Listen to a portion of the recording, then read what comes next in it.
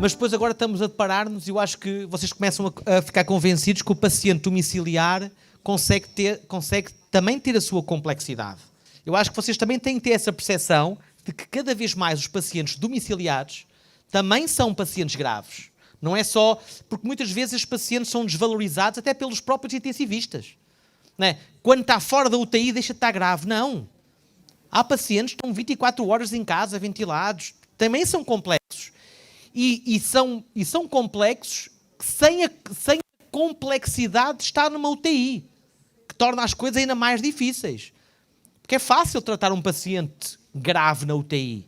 Os recursos estão todos lá. Temos intensivistas 24 horas, temos físios 24 horas, temos um rácio de enfermagem quase de 1:2.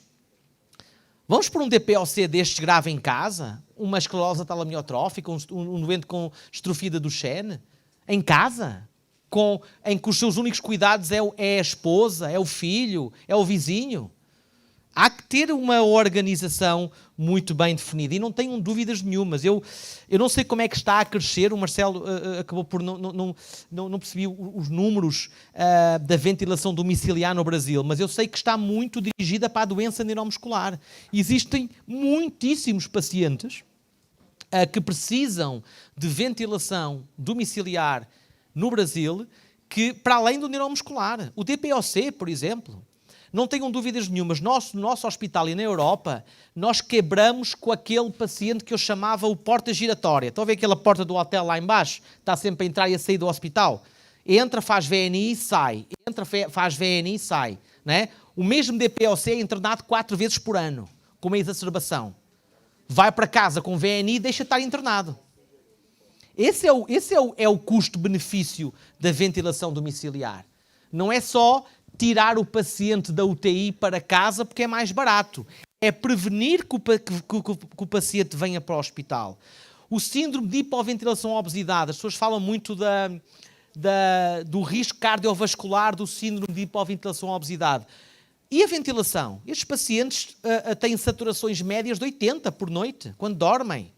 Têm uma apneia associada a uma hipoventilação.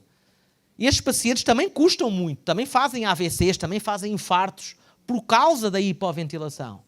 Portanto, é uma questão das pessoas fazerem as contas, ok? Porque já na altura, os pacientes que viviam nos pulmões de aço, volto mais um bocadinho à história, os pacientes chegaram a ir para casa dentro de um pulmão de aço. A ventilação domiciliária também nasce aqui, em pacientes a ir para casa dentro de um pulmão de aço. E mesmo quando os pacientes transitaram de um pulmão de aço para esta coraça de pressão negativa, com pólio, também iam para casa com a coraça. Portanto, a tal história da ventilação só começar com a pressão positiva não é bem verdade, ok? Eu vou-vos apresentar uma coisa histórica, que é...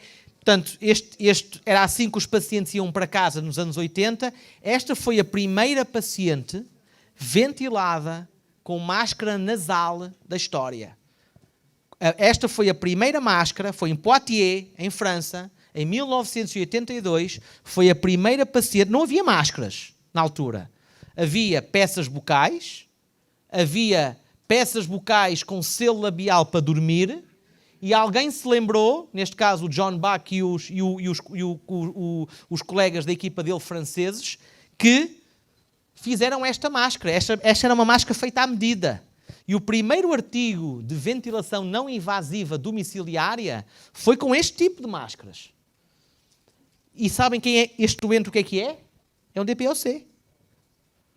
Os doentes com DPOC foram, a seguir à pólio, foram um número dos pacientes que foram para o domicílio. E já na altura... Não é? Este artigo é um artigo de 1965, em França, Le Retour à domicile. Não é? Já na altura, eles tinham aqui mensagens importantíssimas, que ainda são atuais nos dias de hoje.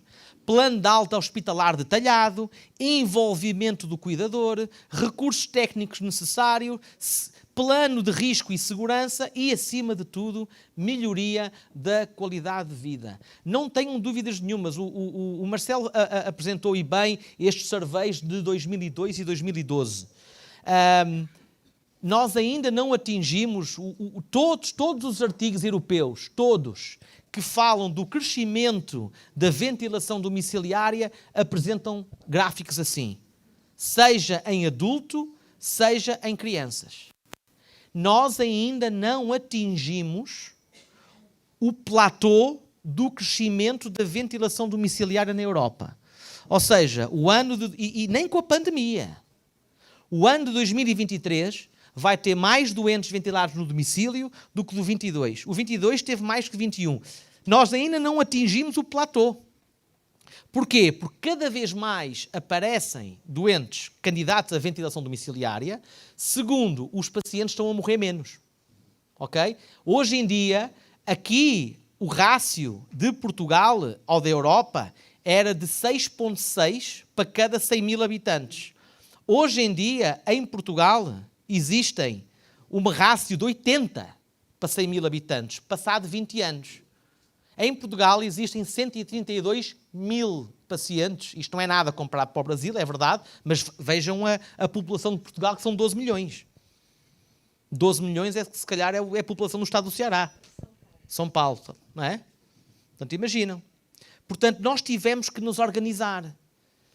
De uma vez por todas, vocês, enquanto comunidade, enquanto Estado, enquanto país, têm que se organizar para criar um sistema universal de ventilação domiciliária. Não faz sentido, e penso eu, não é constitucional, que um paciente em Fortaleza seja ventilado no domicílio de forma diferente de um paciente em Pernambuco, ou em São Paulo, ou no Rio de Janeiro. Por isso é que nós criamos em Portugal uma norma de orientação clínica que está na internet, está na Direção-Geral de Saúde da internet, onde nós definimos quais são os critérios de ventilação domiciliar 100% comparticipado pelo Governo.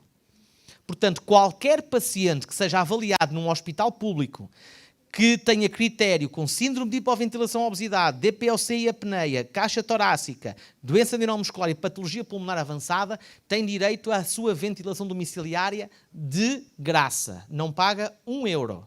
Não tem o tal apoio, não tem o home care, a fisioterapia, os cuidados, isso não tem. Mas os aparelhos, a tecnologia e a monitorização em casa é 100% comparticipado. E por isso é muito importante. Imaginem, em média, um doente destes custa à volta de €25 por dia. Agora multipliquem €25 por 130 mil. O que estes pacientes gastam, mas comparando com a contínua ida deles ao hospital, se cada paciente for 3 vezes ao hospital e passar a ir uma, já paga. Já é lucro.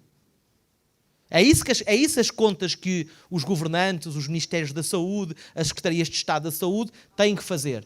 Têm que pagar isto a 100%, ok? E por isso é que nós temos que ter muito cuidado e muito critério, não é? O paciente não dá um espirro e leva com o ventilador, claro que não. Tem que haver critério principalmente baseado na evidência. E outra coisa importante é que cada vez mais, agora, ultimamente, cada vez que venho ao Brasil, tenho tentado convencer os fisioterapeutas a investir muito nesta área. Porque, de facto, os fisioterapeutas têm aqui o papel fundamental na gestão dos laboratórios de ventilação não invasiva. Ok? Como é que um paciente é adaptado a uma VNI no Brasil? Vai ao hospital, vai para casa, o fisioterapeuta está em casa, 14, 15, 16, mas para mim um 14 de IPAP é diferente de um 15 de IPAP. Mais uma vez digo, não é uma VNIzinha. Existem laboratórios de ventilação que eu já vos vou explicar que são importantíssimas. A escolha da interface, por exemplo, o paciente em casa não tem ao seu dispor a quantidade de interfaces para experimentar. No hospital, o meu paciente experimenta 10 máscaras diferentes, porque depois são todas lavadas. E aquela que ele gosta mais, aquela que eu gosto, que eu acho que é mais com relação conforto e eficácia, é que eu peço à empresa para colocar. Ok? E a monitorização da ventilação não invasiva é fundamental. Hoje em dia, criar um laboratório, eu vou-vos mostrar este foi o nosso primeiro laboratório de ventilação não invasiva, uma coisa feita um pouco com muita gambiarra, não é? Portanto, o quarto pequeno, vejam o tamanho do ventilador. Já na altura, nós usávamos bandas torácicas e bandas abdominais para ver a sincronia tóraco-abdominal. Hoje em dia nós sabemos que a sincronia paciente-ventilador não invasiva é fundamental para o sucesso da terapia. O CO2 transcutâneo, tudo isto ligado no mesmo sistema. Portanto, hoje em dia, este é o nosso laboratório de momento. Hoje o paciente está com uma banda torácica, uma banda abdominal, todo o sistema de ventilação está conectado ao ventilador e o que nós vemos à distância é a curva de pressão, a curva de volume. Ou seja, eu transformo a adaptação de um paciente crónico com o mesmo raciocínio que uso para o paciente em ventilação invasiva. E vejo a sincronia, corrijo a sincronia. É muito importante que o paciente durma, portanto, não é preciso internar o paciente pode estar 2, 3 horas e pode dormir. Vejam aqui alguns casos de pacientes super obesos a dormir. Temos uma câmara que vemos eles a dormir com o ventilador e muitas vezes nas crianças a mãe também tem que lá estar e dormir com eles, não é? Também adaptamos crianças.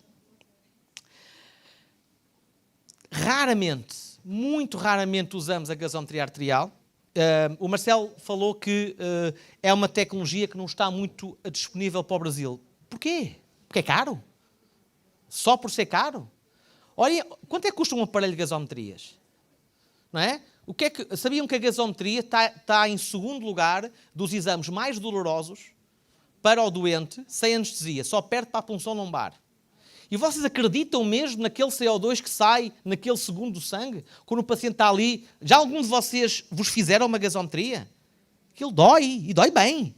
O que é que o paciente faz? Hiperventila.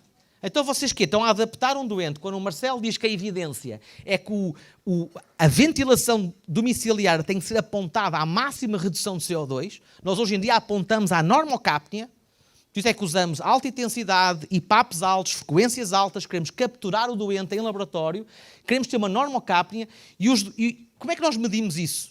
Só que fazendo gasometrias de 10 em 10 minutos?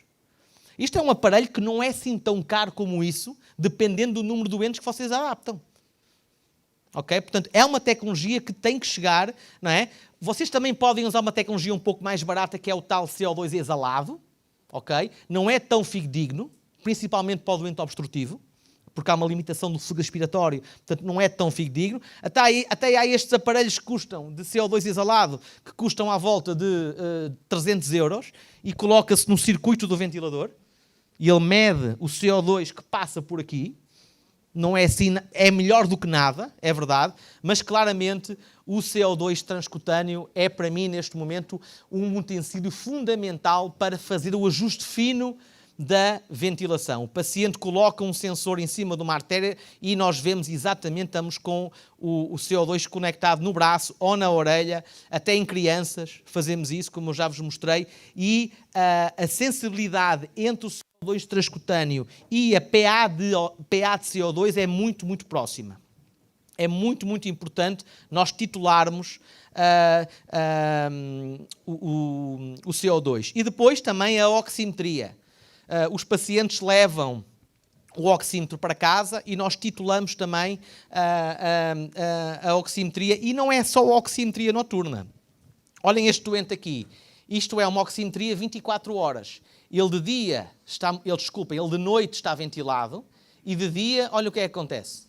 Este paciente precisa de ser ventilado durante o dia. Não é só durante a noite. E o oxímetro também serve de feedback para o uso da peça bucal. Aqui nós estamos a treinar esta senhora com esclerose lateral amiotrófica, que não é bulbar. Ela começa a desaturar e ela sabe ela não sente que está a desaturar, mas o relógio, o oxímetro, vê, ela coloca a peça na boca e está a treinar quando é que deve durar a intermitência com base no oxímetro. E basta 4 ou 5 respirações com volumes altos, ela está a fazer em modo volumétrico. Na altura não havia os modos dedicados de peça bucal, está a fazer um volume de 1100 e 4, 5 respirações com a peça bucal normaliza completamente a sua saturação. Estava 91, 92 e basta 3 ou 4 respirações para bater nos 97. Os ventiladores hoje em dia dão-nos imensa informação. Imensa. Tem que haver tempo, os fisioterapeutas, os pneumologistas têm que ter tempo para ler os cartões de memória que o ventilador... São autênticas caixas negras que o ventilador nos dá. De que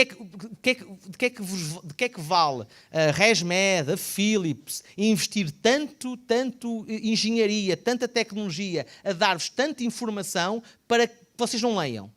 É tanta informação que vocês podem tirar do ventilador, tanta boa informação, e não é só a aderência. É a aderência, a sincronia, é a fuga, é a percentagem de ciclos ativados. Hoje em dia, a ventilação não invasiva, aquilo que o ventilador nos dá, dá-nos muita coisa. Dá-nos se o paciente esta noite acordou pior, será que ele fez uma assincronia? A fuga, há claramente aqui um ciclo vicioso entre a assincronia e a fuga. E o paciente dorme. Olhem esta paciente aqui. Portanto, ela está com 45 de CO2, mesmo assim, mas está com uma fuga gigante. E vamos a ver as assincronias que ela está com imensa assincronia, por causa da fuga. Portanto, é muito importante, quando colocamos as bandas torácicas e as bandas abdominais, vermos que tipo de sincronia é que estes pacientes fazem. Podem fazer esforços ineficazes, podem fazer double trigger, podem fazer ciclos tardios. A adaptação à ventilação não invasiva é complexa. E como complexa, merece ser avaliada em laboratório por pessoas experientes. E por isso é mesmo muito importante, quando ajustarmos, e as pessoas pensam em ventilação domiciliária, o doente que sai do hospital para o domicílio. Mudem a vossa mentalidade. O paciente domiciliário é aquele paciente que nem sequer vai ao hospital. Eu tenho pacientes que eu tenho em ventilação domiciliária, que estão dependentes 18, 20 horas do ventilador, que nunca foram internados. Nunca foram internados na vida. Adaptamos-los à noite em ambulatório, em consulta, e eles foram progredindo a sua doença e nunca foram internados. Portanto, é preciso um paciente ser internado na UTI para ir para casa com home care? Não faz sentido isso. Ok? Uma palavra final, e o Marcelo falou isso muito bem, do alto fluxo. Há quem tenha... portanto, há de facto o alto fluxo explodiu durante a pandemia. Ok? É uma terapia mais usada para pacientes hipoxémicos, mas começa a ser usado já em pacientes com DPOC. Há estudos que, de facto, dizem que reduz o esforço respiratório e até em alguns pacientes consegue mesmo resolver o washout de CO2, mas não em pacientes muito hipercápnicos. O nosso cutoff são entre 55 e 60 de CO2. Abaixo de 55 e 60 nós tentamos o alto fluxo, acima vamos para uma VNI. Agora, e temos aqui, por exemplo, uma paciente em casa com alto fluxo e vejam que antes ela pendurava o saco de umidificador em cima do teto, não é? Eles inventam isto, mas depois tem que se arranjar sempre um carrinho para ela poder umidificar. Agora, onde de facto... a nossa maior percentagem de doentes com alto fluxo em casa, curiosamente, nós agora vamos recolher os dados, curiosamente até nem é o doente com DPOC, é o paciente com doença intersticial, e temos imensos pacientes com fibrose pulmonar e doenças do parênquima pulmonar, até em lista de espera para transplante. O paciente em lista de espera para transplante pulmonar fica muito bem com alto fluxo em casa, e é uma ponte para transplante muito importante. E mostro-vos aqui, para terminar, um caso de um paciente em lista de espera para transplante que casou sob o alto fluxo. Portanto, entretanto, foi transplantado, não sabia que ia ser transplantado, estava numa fase muito final, já estava até com opioide, estava com muita dificuldade, e disse, não, eu não vou morrer, se o meu transplante não chegar, eu não vou morrer sem casar. Portanto, casou sob o alto fluxo permitiu que ele fosse para a igreja e casar com a sua mais que tudo, e entretanto, passado um mês, conseguiu ser transplantado, e foi um caso feliz. Mas podia não ser, mas o alto fluxo segurou nesse ponto, e por isso eu agora acho que depois do intervalo falaremos um bocadinho mais na organização dos cuidados, mas para já o que eu queria mesmo era ouvir-vos a vocês e as dúvidas que vocês têm para mim e para o Marcelo. Muito obrigado. Boa tarde, eu sou Thaís, sou fisioterapeuta. Minha dúvida seria para o Miguel, na verdade são duas dúvidas. Uma, eu queria saber da tua experiência em relação à MPV, né, a peça bucal, na pediatria, a partir de que idade você tem mais rotina de começar a utilizar de fato? E se tem algum relato na tua realidade do uso do alto fluxo domiciliar na pediatria?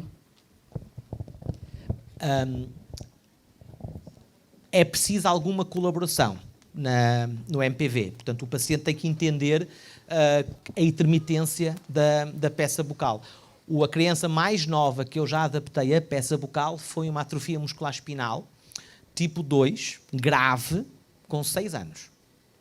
6 anos. É preciso alguma compreensão. Os bebés, portanto, não te esqueças que a ventilação por peça bucal é para doentes que dependem do ventilador para além da noite. Portanto, até à noite, eles ficam muito bem com máscara nasal. Os bebés com miofibromialgia espinal tipo 1, por exemplo, ficam muito bem com máscaras nasais, até podem fazer uma máscara nasal de manhã, outra máscara nasal à noite, e vão trocando de máscaras nasais para alterar os pontos de pressão. Agora, peça bucal abaixo dos 5 anos é raro. A única patologia pediátrica que precisa de ventilação contínua para além da noite são as amiotrofias espinais. A tipo 1, grave, ou a tipo 2, um pouco mais fraca. Okay? Relativamente ao alto fluxo na pediatria, o alto fluxo nasce na pediatria. Okay?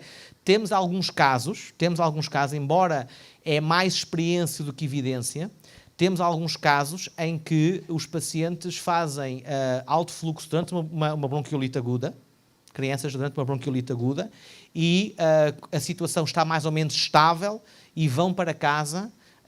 Porque hoje em dia, lá vem uma coisa, hoje fala-se muito em oxigénio de alto fluxo, mas esqueçam o oxigénio de alto fluxo, chama-se terapia de alto fluxo, porque algumas crianças vão para casa com alto fluxo com FiO2 de 21%, só para umidificar e só para fazer uma pressão positiva. O grande problema das crianças quando fazem alto fluxo é que eles não fecham a boca. Portanto, o efeito, e atenção, o efeito do alto fluxo não é um efeito PIP, é um efeito EPAP, que é diferente do efeito PIP. Okay? O efeito que o alto fluxo tem na criança grave, na minha opinião, é mais no hospital, é quando eles estão muito, muito agudos. A criança a fazer alto fluxo cronicamente para uma patologia crónica, eu não tenho essa experiência. Sei que em França eles usam, por exemplo, na displasia broncopulmonar, na fibrose cística, mas já são crianças um pouco mais velhas. Usam, mas na fibrose cística, por exemplo, eles usam a terapia de alto fluxo com oxigénio, mas o grande benefício que a terapia de alto fluxo tem na fibrose cística nem é tanto oxigenar, é mais fluidificar as secreções e fazer ali uma pressãozinha positiva que os ajuda a libertar as secreções. A primeira pergunta seria: há queixas do paciente com relação à fadiga da musculatura oral? Essa seria uma primeira pergunta. E a segunda, com relação ao protocolo de desmame do traqueóstomo até chegar na decanulação. Aqui na nossa realidade, nós temos períodos de desconexão, geralmente assim o fazemos, da ventilação, seguidas de períodos de oclusão desse traqueóstomo, mas, pelo que eu percebi, é algo um pouco mais rápido, né, mais célere, esse protocolo e a experiência que o senhor está compartilhando. Então, eu queria entender um pouquinho dessa transição a chegar no ato lá da decanulação. Okay.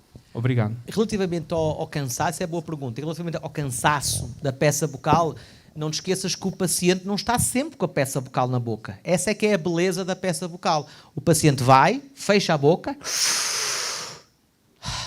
e larga. Portanto, não há um cansaço de lábio e os pacientes usam os dentes, alguns pacientes até têm uma fuga pelo canto da boca e nós aumentamos o volume corrente para compensar essa fuga. Por isso, as queixas, os efeitos secundários da peça bucal, eu vou dizer quais são. Alguma aerofagia, que os pacientes vão buscar a peça e engolem algum ar, portanto ficam com alguma aerofagia, é verdade, e pacientes que trincam a peça muito quando mordem a peça, têm algumas deformidades e problemas dentários. São as únicas contraindicações, ou entre aspas, complicações que podem surgir com a peça bucal. Relativamente à descanulação, eu tenho uma visão um pouco diferente. Se o paciente tiver não colaborante, por exemplo, o paciente com um TCE, um paciente sem colaboração ou sem a função cognitiva, eu não vou conseguir fazer com que esse paciente use a peça bucal no processo de escanulação.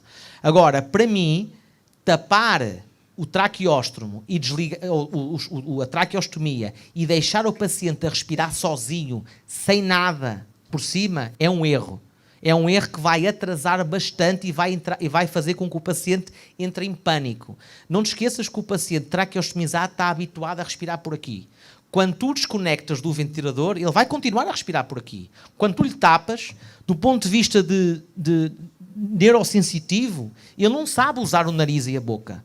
Portanto, quando tu lhe tapas a traqueostomia e colocas, nem que não seja um BiPAP pelo nariz, ele até pode ter força, dessensibilizas isso, ele reaprende a respirar pelo nariz. E eu, neste caso, para não ter um paciente amarrado a uma máscara o dia todo, eu tapo a traqueostomia, desinsuflo o cuff, ponho uma fenestra, ou então reduzo de uma cânula 8 para uma cânula 6 e ponho o paciente a respirar com peça bucal o dia todo. E quando o paciente tiver o dia todo com a cânula tapada, com peça bucal durante o dia e máscara para dormir, eu não espero que ele saia do ventilador. Eu tiro a traqueostomia, fecho o estômago e, quer saber do que mais? Ele desmama muito mais rapidamente. Um paciente que tira... Eu tenho pacientes que vêm ter comigo 24 horas dependente da traqueostomia a fazer esses protocolos. 2 horas com, 2 horas sem, mas estão sempre a pedir para voltar. Porquê? Porque o paciente traqueostomizado está hiperventilado. O CO2 desse paciente está na casa dos 30. Quando eu tapo e coloco a peça bucal, ele normaliza o CO2. Então desmama muito mais facilmente. Portanto, o paciente sem a tráqueo... Às vezes o paciente desmama do ventilador mais rápido que o estômago fecha. Fui cutucada pelo Marcelo, estava aqui quietinha, louca para aprender com vocês. Quando eu vi que na programação tinha VNI em pacientes com doença respiratória crônica, ficamos animadíssimas e estamos aqui, a equipe, com as nossas fisioterapeutas do PAD, a Marilce. E aí a gente ficou muito feliz dessa oportunidade da gente aprender. E vocês três, vocês trazem uma coisa muito bacana, que é fazer a gente refletir, né? Para a gente fazer coisas diferentes. A gente não pode estar fazendo a mesma coisa se a gente quer resultado diferente, né?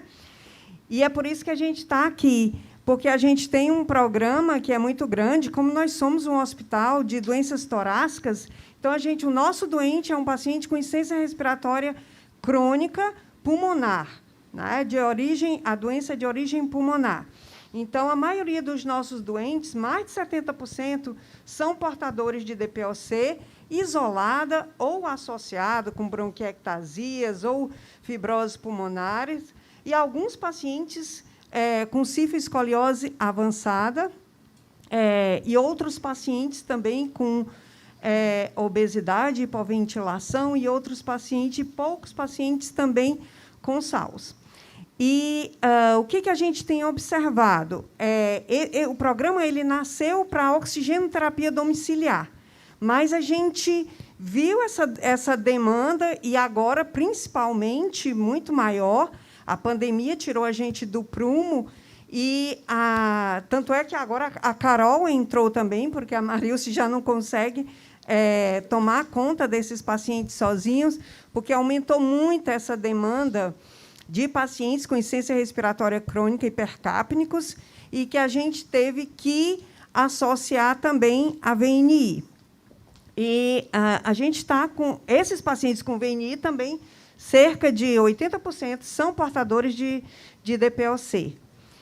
E vocês querem saber mais alguma coisa? As meninas podem... A pergunta que eu tenho é o seguinte. do grande grupo de pacientes que vocês têm no vosso programa, de onde vêm? Vêm da UTI para o vosso programa ou vêm de casa para o vosso programa? Tá, vem da internação. Ok. Essa internação pode ser da UTI ou pode ser aquele paciente que exacerba e que está na enfermaria. Então, ele já é avaliado dentro do hospital. Algumas vezes, ele pode vir também dos ambulatórios da pneumologia. E aí, o que é que a gente faz? A gente agenda com as fisioterapeutas um dia em que elas fazem essa avaliação no próprio hospital, testando algumas máscaras. E aí eu vou te dizer que eu estou com muita inveja de você, porque você apresenta uma diversidade de máscaras e a gente não tem essa diversidade de máscaras. Não, mas assim, mas as nossas fisioterapeutas são MacGyver. Elas são impressionantes, essas meninas que eu adoro, sou apaixonada pelo trabalho delas. Então, a grande maioria dos teus pacientes não estão traqueostomizados? Não temos pacientes traqueostomizados. Muito bem. Temos. Muito bem. Em relação às máscaras, eu acho que já foi muito mais difícil do que é hoje arranjar máscaras. Eu acho que a indústria, está aqui a Philips, está aqui a ResMed, que não me deixa mentir, eu acho que a renovação das máscaras são importantes, é verdade, mas um serviço, eu parto do princípio que o teu serviço é SUS, não é? SUS, é SUS. total. O gestor hospitalar do SUS tem que entender que tem que comprar essas máscaras. Eu acho que as empresas, com certeza, que não vendem as máscaras ao mesmo preço que vendem ao particular ao doente, tem que haver uma tabela, é o que nós temos uma tabela de preços para o SUS e as empresas vendem e vende-se pela quantidade. As empresas não vão ficar prejudicadas porque vendem uma grande quantidade de máscaras. E à medida que estes pacientes vão aumentando, e o paciente tem que saber cuidar da sua máscara. O paciente não pode saber lá porque é de graça, vou ter outra. Não, o paciente tem que cuidar da sua máscara. Hoje em dia é mais fácil o acesso a essas várias máscaras que era há 20 anos atrás. Portanto, eu convido o vosso programa a aproveitar este simpósio para ir falar com a ResMed, para ir falar com a Philips, para conseguir um acordo, porque para eles também é importante que um programa como o vosso usem e divulguem esta flexibilidade de máscaras. Eu queria dizer, Penha, que essa inveja que você sente, eu senti pessoalmente no serviço do Hospital São João, quando eu visitei o serviço lá com o Miguel. Tive a oportunidade de vê-lo fazer essas titulações, de colocar o CO2 transcutâneo, de fazer a análise de assincronia em tempo real e ajuste de parâmetros. E uma semana que eu passei lá no Porto já foi suficiente para eu aprender muita coisa, inclusive trazer para a minha prática de consultório. Sempre que eu estou no consultório, é uma dica que eu dou para os colegas pneumo que tenham pacientes ventilados, a consulta tem que ser com um ventilador mecânico. O paciente tem que levar o ventilador, você tem que ligar o ventilador mecânico durante a consulta, e eu tento ainda reproduzir o que eles fazem lá. Deitar o paciente, fazer ajuste de parâmetros, e diversas vezes, mas muitas vezes, eu diria todas as vezes, tem a sincronia paciente-ventilador em algum grau, e às vezes você tem que fazer ajuste fino.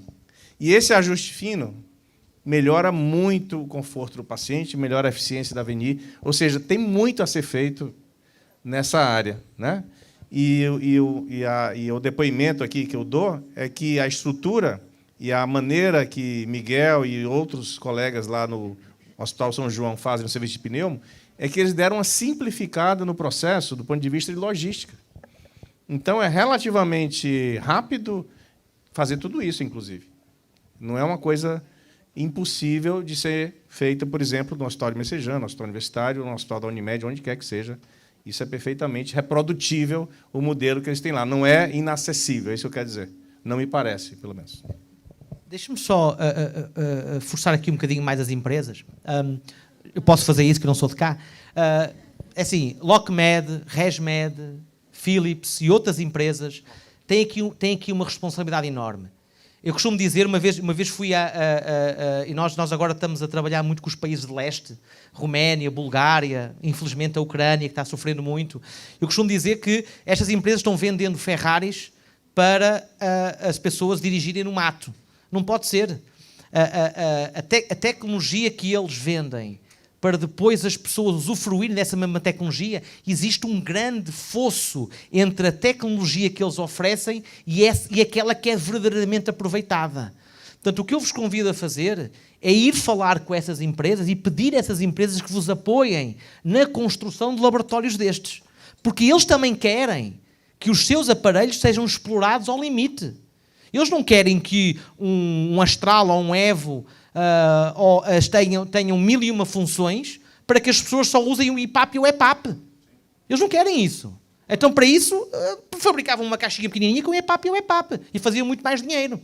Portanto, eu chamo a vossa atenção às empresas de home care, à Philips, que eu conheço muito bem, à ResMed, que eu também conheço muito bem aqui no Brasil, que recolham, apoiam pessoas como o vosso programa para construir esses pequenos laboratórios. Eles têm essa tecnologia.